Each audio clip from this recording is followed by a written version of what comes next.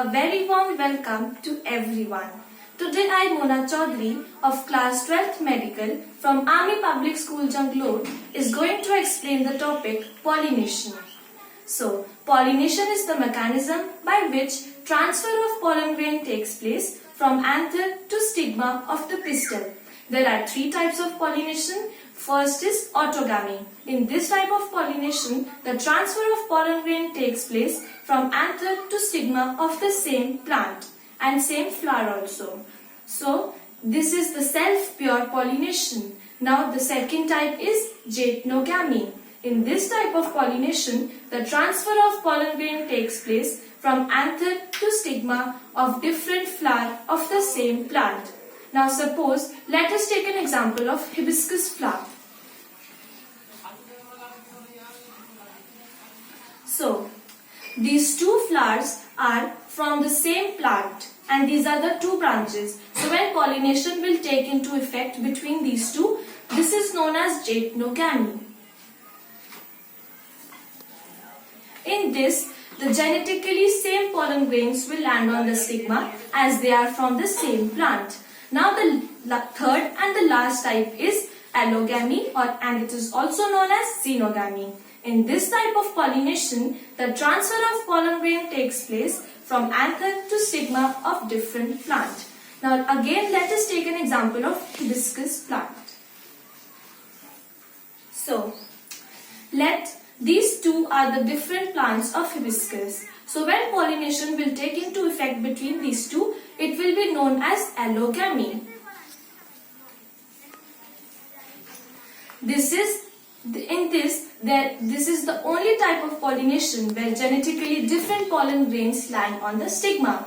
Now we'll consider agents of pollination. There are two agents, biotic and abiotic. Biotic includes animals and we'll discuss about insects. And abiotic is again subdivided into two, that is wind and water. Firstly, we'll discuss about pollination by wind and it is also known as anemophily. In this, the stamens should be well exposed and pollen should be large and non-sticky. Now let us take an example of corn cob. So in this, the tassels which you can see are the stigma and the style. They wave in the wind current to trap airborne pollen grains.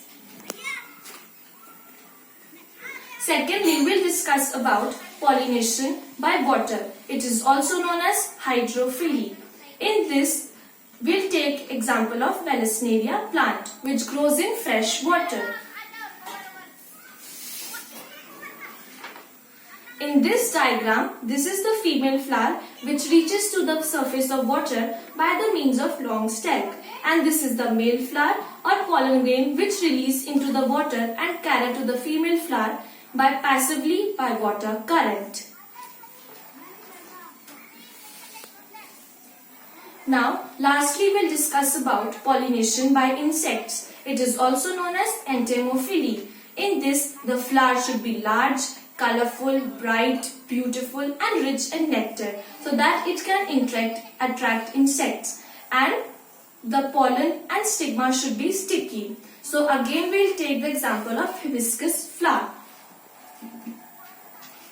So in this, when the bee will come by its attraction or fragrant, so when it will take nectar, so the pollen grains will stick to its body, and when that bee will go to another hibiscus flower, the pollen grains will shed off to the stigma which was sticking to its body, and by this the pollination will take into effect.